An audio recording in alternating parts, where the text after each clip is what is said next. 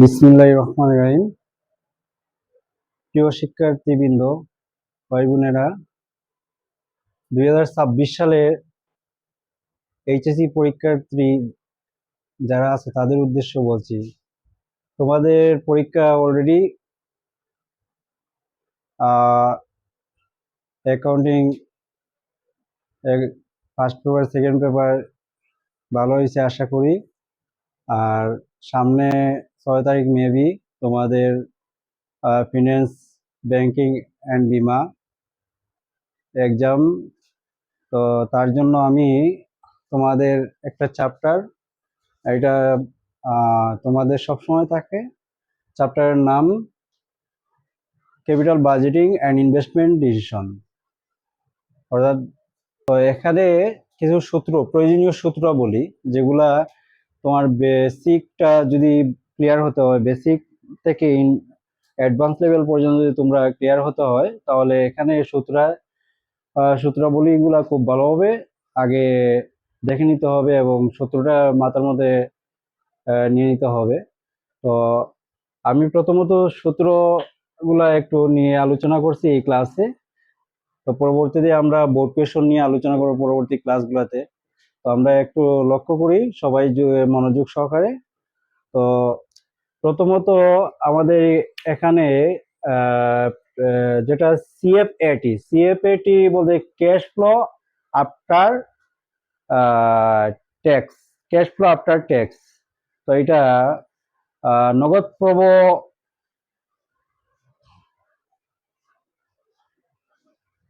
নগদ প্রবাহ, এটা সিএফএটি বলতে পরবর্তী কর পরবর্তী নগদ আন্তঃপ্রবাহ। তো যদি অঙ্কতে বিক্রয় থাকে তবে এই সূত্রটা দেখতে হবে। বিক্রয় যদি থাকে, বিক্রয় থেকে যদি শুরু করে তাহলে এই সূত্রটা দেখতে হবে। যেমন বিক্রয়, বিক্রয় ইংরেজি সেলস, এখানে কয়েকটা বৎসর থাকতে পারে, 1 থেকে 5 বৎসর অথবা 4 বৎসরের অঙ্ক থাকতে পারে। তো প্রথমত এখানে বিক্রয় যদি থাকে, বিক্রয় থেকে আমরা দেখব, বিক্রয় থেকে বাদ দিতে হবে, বাদ দিতে হবে ভেরিয়েবল কস্ট অথবা পরিবর্তনশীল ব্যয়। ভেরিয়েবল কস্ট, পরিবর্তনশীল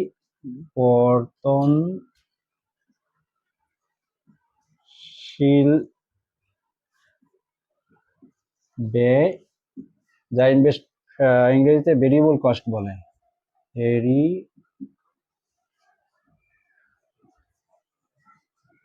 কস্ট, এটা বাদ দিতে হবে। বাদ দেওয়ার পরে যেটা থাকবে পরিবর্তনশীল ব্যয়,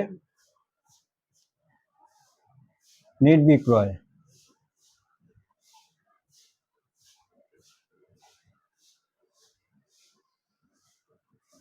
নিট বিক্রয়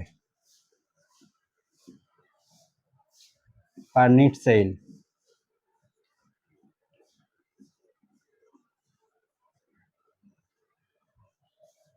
আচ্ছা, এরপরে এখানে বাদ দিতে হবে স্থায়ী ব্যয়। স্থায়ী ব্যয় ইংরেজিতে বলে ফিক্সড কস্ট।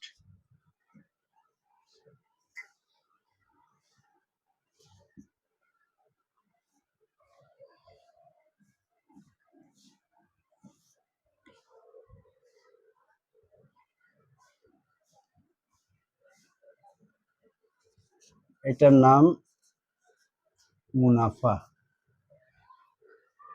এখান থেকে আমাদের বাদ দিতে হবে ফিক্সড কস্ট। দেওয়ার পরে আমাদের ভেরিয়েবল কস্ট, ফিক্সড কস্ট, স্থায়ী ব্যয়, পরে অবচয় সুদ, কর পরবর্তী মুনাফা, অবচয় সুদ ও কর পূর্ববর্তী মুনাফা, অবচয় সুদ ও কর পূর্ববর্তী মুনাফা বা মুনাফা। এটা আমরা লিখতে পারি অবচয়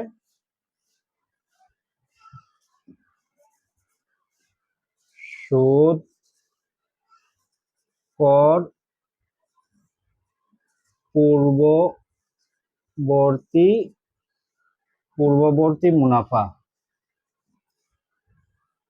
মুনাফা যা ইংরেজিতে বলে ইবিডিআইটি,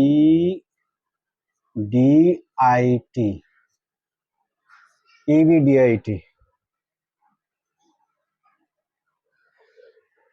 এরপরে এখান থেকে বাদ দিতে হবে সুদ। যদি আমরা কখনো কোনো বিনিয়োগ করাতে প্রথমত আমরা একটা প্রকল্পে বিনিয়োগ করি, এই বিনিয়োগের মধ্যে যদি আমরা যে ঋণ গ্রহণ করি তাহলে ঋণের সুদ বাদ দিতে হবে, আমাদের ঋণের সুদ বাদ দিতে হবে। এটা পার্সেন্টেজ উল্লেখ থাকবে উদ্দীপকের মধ্যে, পার্সেন্টেজ ঋণের সুদ, ঋণের সুদ 10%, এটা উল্লেখ থাকতে পারে। 10% ঋণ থাকতে পারে, এখানে 1 লাখ থাকতে পারে, 80,000 থাকতে পারে, এরপর বাদ দিতে হবে। তো এটা বাদ দেওয়ার পরে আমরা যেটা পাবো,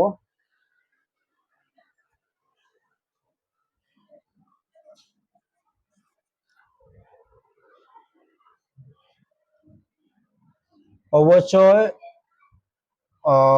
অবচয় ও কর পূর্ববর্তী মুনাফা, অবচয় ও কর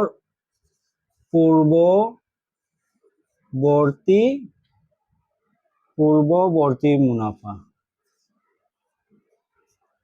যা ইংরেজিতে বলে ইবিআইটি, সংক্ষেপে ইবিআইটি। এটার মিনিং হচ্ছে আর্নিং বিফোর, ইবিআইটি না, ইবিটি, ইবিটি, ইবিটি, ইবিআইটি, অবচয়ের পরে সুদ।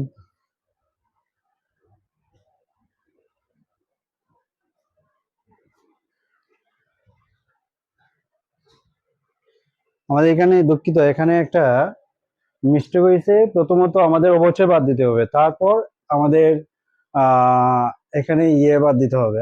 একটা টিস্যু,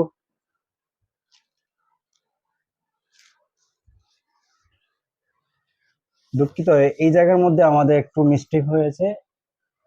এখানে আমাদের অবচয় বাদ দিতে হবে আগে, বাদ অবচয়, অবচয়, অবচয় বাদ দেওয়ার পরে যেটা থাকবে ইবিআইটি, ইবিআইটি বা কর সুদ, সুদ ও কর পূর্ববর্তী মুনাফা, সুদ ও কর পূর্ববর্তী মুনাফা, সুদ ও কর পূর্ববর্তী মুনাফা, যা ইংরেজিতে বলে ইবিআইটি, অর্থাৎ আর্নিং বিফোর ইন্টারেস্ট ট্যাক্স। এরপর আমাদের এখান থেকে সুদ বাদ দিতে হবে। যদি আমরা ঋণের সুদ, কোনো ঋণ নিয়ে থাকি, এই ঋণের উপর একটা পার্সেন্টেজ দেওয়া থাকবে, এটা 10% হতে পারে, 8% হতে পারে। এরপর আমরা নির্ধারিত ঋণের উপর সুদটা চাপাতে হবে। যেমন এক্সাম্পল স্বরূপ আমরা বলতে পারি, ঋণ আমরা নিতে পারি 80,000 টাকা, এর উপরে 10% দিতে পারি, সুদ উদ্দীপকে উল্লেখ থাকবে। তো আমরা বাদ দিতে পারি ঋণের সুদ, ঋণের সুদ, ঋণের সুদ 10% বা 8% যাই হোক না কেন, ঋণের নির্ধারিত ঋণ 80,000 বা 1 লাখ যাই থাকে না, তার উপর বাদ দিতে হবে। বাদ দেওয়ার পরে যেটা আমরা থাকবে, আমরা কর পূর্ববর্তী মুনাফা, কর পূর্ববর্তী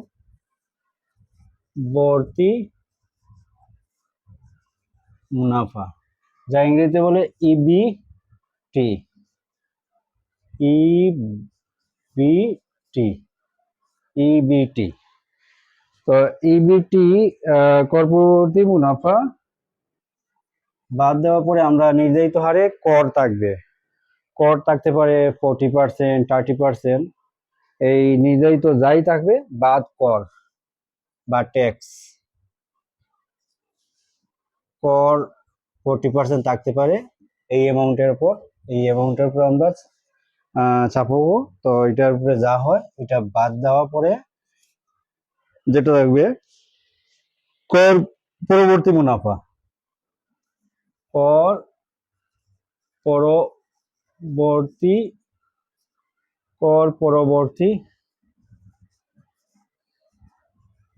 মুনাফা। কর পরবর্তী মুনাফা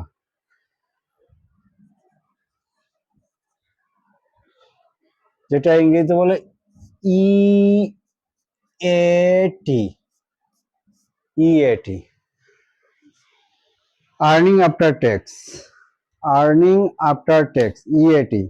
তো আমরা যদি কখনো আমাদের এখানে বলে এআইআর নির্ণয় করার জন্য, অর্থাৎ এভারেজ রেট অফ রিটার্ন, যেটা বাংলায় বলে তো গড় মুনাফার হার, তখন আমরা এই জায়গা থেকে চলে যাব। এতটুকু বের করতে হবে, আর যদি বলে আমাদের এনপিবি অথবা নেট প্রেজেন্ট বলো বের করো, অথবা আমাদের বলে আইআরআর বা আন্ত আয়ের হার, তখন আমাদের এখানে যোগ করতে হবে, প্লাস দিতে হবে বা যোগ যোগ যোগ করতে হবে অবচয়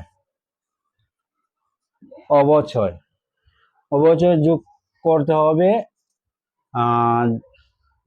এখন যদি আমাদের বলে এনপিভি বের করার জন্য নেট প্রেজেন্ট ভ্যালু, অথবা আমাদের বলে যদি আইআরআর আন্ত আয়ের হার বা ইন্টারনাল রেট অফ রিটার্ন, তাহলে আমাদের যোগ করতে হবে দুইটা জিনিস। যদি অবচয়, অবশ্যই অবচয় তো থাকবেই, অবচয় থাকলে অবচয় যোগ করতে হবে। আর যোগ করতে হবে ভগ্নাবশেষ মূল্য। ভগ্নাবশেষ মূল্য এটা শেষ বছর। এখানে আমি নির্দিষ্ট তোমাদের বোঝানোর জন্য একটা ছক তৈরি করছি, কিন্তু এখানে একাধিক বছর থাকতে পারে। অঙ্ক সাধারণত 3 থেকে 5 বছর, 7 বছর এইভাবে থাকবে। তুমি প্রতি বছর এইভাবে, এখন ভগ্নাবশেষ মূল্য শেষ বছর যেটা, অর্থাৎ সৌরকিক পদ্ধতিতে আমাদের যখন অবচয় নির্ণয় করতে হয়, তখন একটা স্থায়ী সম্পদের অবশিষ্ট কিছু মূল্য থেকে যায়, এটা শেষ বছর এটা যোগ করে নিতে হয়। তখন যোগ করে আমরা যেটা পাবো এটা সিএফএটি অথবা নগদ আন্তঃপ্রবাহ। নগদ আন্তঃপ্রবাহ বা সিএফএটি অথবা নগদ আন্তঃপ্রবাহ। নগদ আন্তঃপ্রবাহ প্রবাহ ইংরেজি বলে সিএফএটি। এটা খুবই গুরুত্বপূর্ণ তোমাদের, যেহেতু এখন পরীক্ষাগুলো হচ্ছে ওইভাবে, আগের বোর্ড কোশ্চেন এইভাবে ফলো করতেছে না, অতীতের প্রশ্ন ফলো করতেছে না, তাই তোমাদের বেসিক থেকে একবার অ্যাডভান্স লেভেল পর্যন্ত তোমাকে বুঝে যেতে হবে। কেননা তোমাকে যে কোনো প্রশ্নের সাথে ফেস করার জন্য তোমাকে এইভাবে প্রস্তুতি নিয়ে যেতে হবে। তো এখান থেকে তোমাদের যেই প্রশ্নগুলো থাকতে পারে এখানে আমি সংক্ষেপে উল্লেখ করতেছি। এই পর্যন্ত তোমরা এটা স্ক্রিনশট দিয়ে রেখে দিবা, পরবর্তীতে দেখে নিবা। আমি এখন মুছে আমি কি কি থাকতে পারে এটা বলতেছি তোমাদের। এখানে পরে একটু এই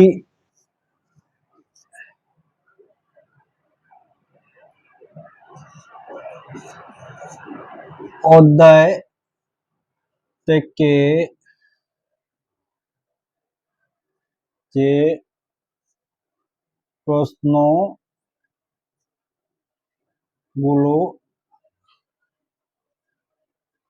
আসতে পারে, যেমন এআরআর বা average rate of return, average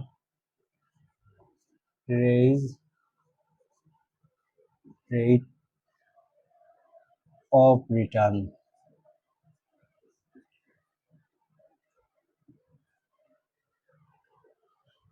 return, এরপরে রেট অফ রিটার্ন বা বাংলায় যারা বলে গড় মুনাফার হার। তো গড় মুনাফার হার বের করার জন্য তোমাকে কোন সূত্রটা অ্যাপ্লাই করতে হবে সেটা আমি লিখে দিচ্ছি।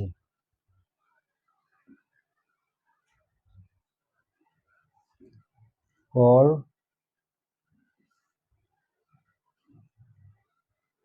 মুনাফার হার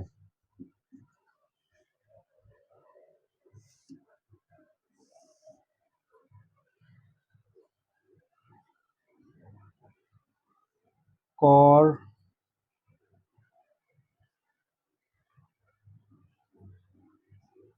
কর পরবর্তী গড় নেট মুনাফা বা গড় বিনিয়োগ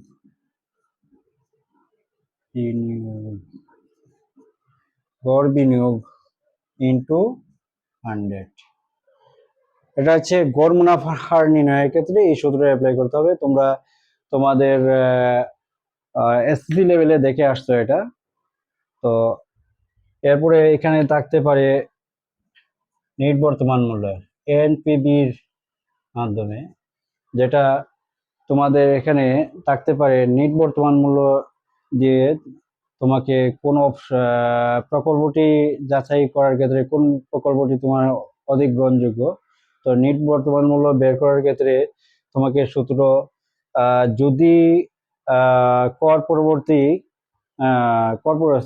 সিএফএটি যদি অর্থাৎ নগদ প্রবাহ আন্তঃনগদ প্রবাহ নগদ আন্তঃপ্রবাহ যদি বৎসরে আনইকুয়াল থাকে, মানে গত 4-5 বছরের যে ইয়েটা দেওয়া থাকবে উদ্দীপকে, এখানে যদি আনইকুয়াল থাকে তাহলে একটা সূত্র অ্যাপ্লাই করতে হবে, আর যদি ইকুয়াল থাকলে তাহলে আর একটা সূত্র অ্যাপ্লাই করতে হবে। তো আনইকুয়ালের ক্ষেত্রে যদি অসমান হয় তাহলে এই সূত্রটা অ্যাপ্লাই করতে হবে তোমাদের CF 1 প্লাস কে। এখানে যে প্রত্যাশিত আয়ের বা যেটা তোমাদের একটা পার্সেন্টেজ দেওয়া থাকবে এটা কে দিয়ে প্রকাশ করতে হবে, পাওয়ার এন। এখন যদি 3 বছর থাকে তাহলে 3 বছর, 5 বছর থাকলে এইভাবে 5 বছর প্লাস CF2। এটা আনইকুয়ালের ক্ষেত্রে আমি বারবার বলতেছি, যদি অসমান থাকে CF80 তখন এই সূত্রটা plus CF3 1 plus K power N. এখানে এইভাবে থাকতে পারে তোমার 5 বছর, এর জন্য আমি এখানে ইটিসি দিয়ে রাখতেছি, আর মাইনাস দিতে হবে এনসিও যা নেট ক্যাশ আউটলে অর্থাৎ প্রাথমিক বিনিয়োগটা মাইনাস দিতে হবে, তাইলে নেট প্রেজেন্ট ভ্যালু বের হয়ে যাবে। এখন যদি এটা এটা কখন, আমি এখানে ব্যাখ্যাটা লিখে দিয়েছি, যখন নগদ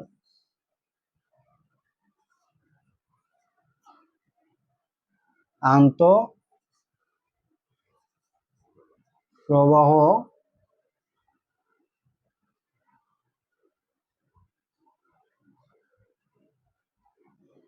অসমান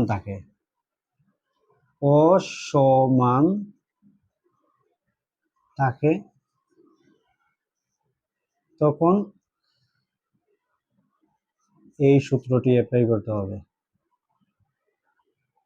সূত্রটি অ্যাপ্লাই করতে হবে।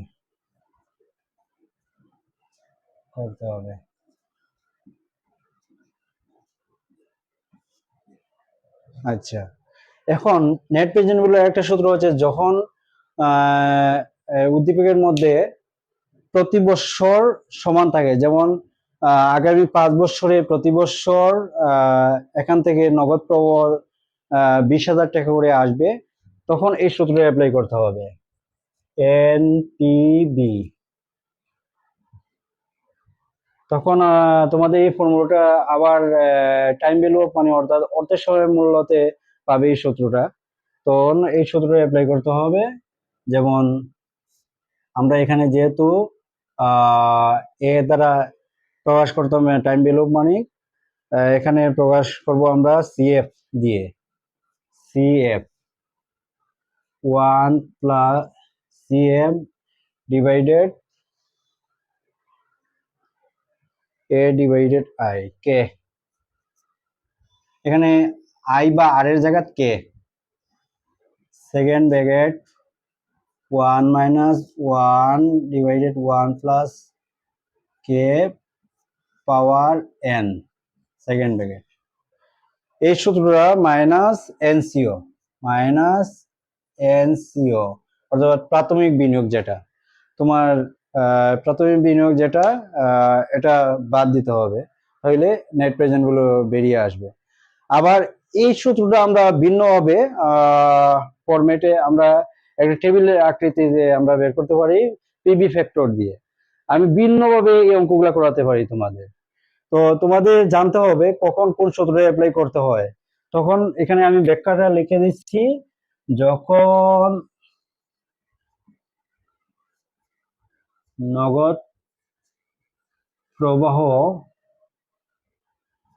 প্রতি বছর সমান বা একই হয়,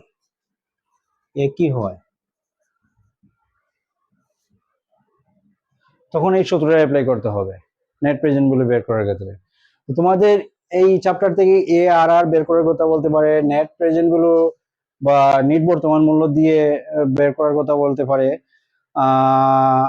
এখানে কিন্তু এই জায়গার মধ্যে কিন্তু কর পরবর্তী গড় মুনাফা, নেট মুনাফা, এটাও একটা সূত্র আছে। এখানে তোমাদের যে কয় বছর থাকবে এই কয় বছর দিয়ে তোমার কর পরবর্তী নেট মোট মুনাফা ভাগ দিতে হবে যে কয় বছর থাকবে এই কয় বছর দিয়ে। আর গড় বিনিয়োগটা ভাগ দিতে হবে, তোমার গড় বিনিয়োগের সূত্র আছে, গড় বিনিয়োগটা ভাগ দিতে হবে তোমার প্রাথমিক বিনিয়োগ যোগ ভগ্নাংশেষ মূল্য।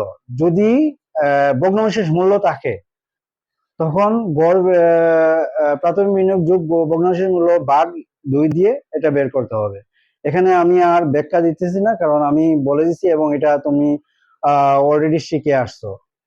এরপরে আমাদের বের করতে হবে সবচেয়ে একটা গুরুত্বপূর্ণ হচ্ছে এটা, এটা প্রায় দিয়ে দে, এটা হচ্ছে IRR, IRR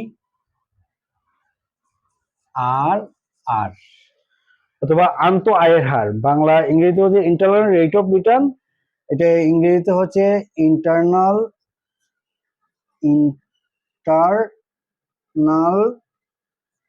rate of return, internal rate of return বা বাংলা হচ্ছে আন্ত আয়ের হার।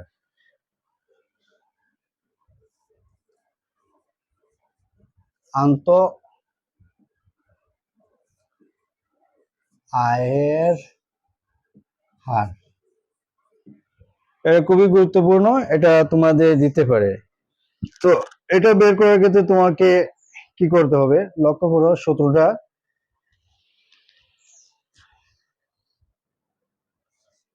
LR lower discount rate plus এনপিবি,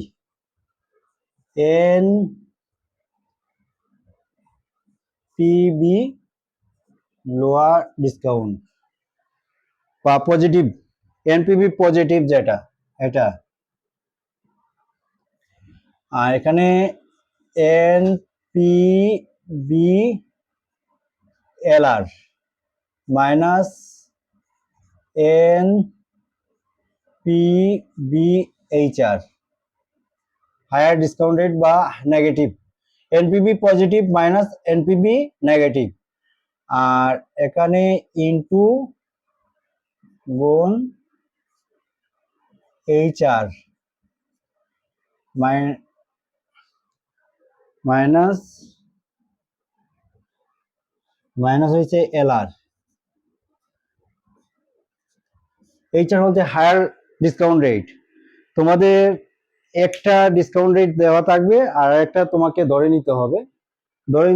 যেমন যদি 10% দেয় ডিসকাউন্ট রেট, তাহলে তোমাকে নেগেটিভ বের করার জন্য আগে বের করতে হবে পজিটিভ এনপিবি বের করার পরে নেগেটিভটা বের করতে হবে। নেগেটিভটা বের করতে হলে তোমাদের যে লোয়ার ডিসকাউন্ট রেট যেটা, এটা তো দেওয়া থাকবে, হায়ার ডিসকাউন্ট রেট তোমার একটা ধরে নিতে হবে, ধরে বের করতে হবে। এটা এর দ্বিগুণ ধরে বের করা যায়, কোনো সমস্যা নেই, তো ধরে নিতে হবে এটা। তো এই হচ্ছে এখানে এটা থাকতে পারে, এটা খুবই গুরুত্বপূর্ণ। এই ইন্টারনাল রেট অফ রিটার্ন এটা থাকতেই পারে এবারে বোর্ড প্রশ্নতে। তো এরপরে আরেকটা আছে পেব্যাক পিরিয়ড। পেব্যাক পিরিয়ড, এখানে কিন্তু পেব্যাক পিরিয়ডের দুইটা সূত্র। তো একটা হচ্ছে যে আমাদের কখন ব্যবহার করতে হবে, যখন সিএফএটি প্রতি বছর অসমান হয় তখন একটা সূত্র। তো সিএফএটি প্রতি বছর অসমান হলে এই সূত্রটা ব্যবহার করতে হবে। এটা লক্ষ্য করো যে A plus NCO minus C divided D. তো এ প্লাস এনসিও পেব্যাক সময় অথবা পেব্যাক পিরিয়ড যেটা ফিরে আসার সময়, অর্থাৎ যে বিনিয়োগ করা হবে এই বিনিয়োগটা কত সময়ের মধ্যে ফিরে আসবে তা বের করার জন্য পেব্যাক পিরিয়ডটা আমাদের দেখতে হবে। তো এটা এই সূত্রটা কখন ইউজ করতে হবে, যখন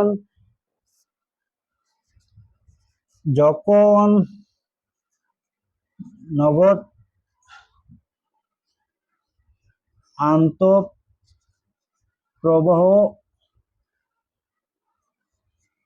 প্রতি বছর অসমান বা একই হয় না, অসমান হয়, এই সূত্রটা ইউজ করতে হবে। আর একটা পেব্যাক পিরিয়ড, এটা হচ্ছে যখন নগদ প্রবাহ প্রতি বছর সমান হয় তখন এই সূত্রটা ইউজ করতে হবে। তবে এটা খুবই কম আসে, তোমাদের এই সূত্রটা বেশি ইউজ করতে হবে। এটা হচ্ছে যখন প্রতি বছর নগদ প্রবাহ সমান হয় তখন এই সূত্রটা ইউজ করতে হবে। একটু লক্ষ্য করো, একটু অফ করো।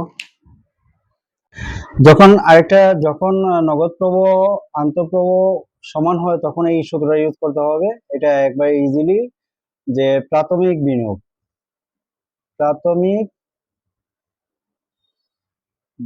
বিনিয়োগ ডিভাইডেড হয়েছে গিয়া নগদ আন্তঃপ্রবাহ বা সিএফএটি, নগদ আন্তঃপ্রবাহ CFAT cash flow after tax. CFAT হচ্ছে ক্যাশ ফ্লো আফটার ট্যাক্স। তো এই মিনিং গুলো আমি আরো ক্লিয়ার করব, তোমাদের অঙ্ক যখন করাবো তখন এই মিনিং গুলো ক্লিয়ার করব। তো এই চারটা মূল সূত্র হচ্ছে এই চারটা সূত্রের মধ্যে তোমাকে যে কোনো একটা বা দুইটা দিতে পারে বোর্ড কোয়েশনে। এবার যেহেতু তোমাদের একটু ব্যতিক্রম ভাবে প্রশ্ন আসতেছে, তোমাকে এইভাবে তৈরি হয়ে যেতে হবে। তো আমাদের ক্লাসগুলা মানে প্রতিনিয়ত আমরা এইভাবে নিয়ে যাব, তোমাদের জানি না কতটুকু উপকারে আসতে পারে, তবে আমি চেষ্টা করব তোমরা পরবর্তী ক্লাসগুলো দেখার চেষ্টা করবো। আর আমাদের চ্যানেল দুইটাই থাকবে, ফেসবুকেও থাকবে। তো আমার ফেসবুকের নাম মানহা কমার্স একাডেমি, আর চ্যানেলের নাম হচ্ছে মানহা কমার্স একাডেমি বিডি। তো একটু লক্ষ্য করবা আর লাইক কমেন্ট শেয়ার করবা আর পরবর্তী ক্লাসগুলো দেখার আমন্ত্রণ থাকলো। আজ এই পর্যন্ত। আল্লাহ হাফিজ।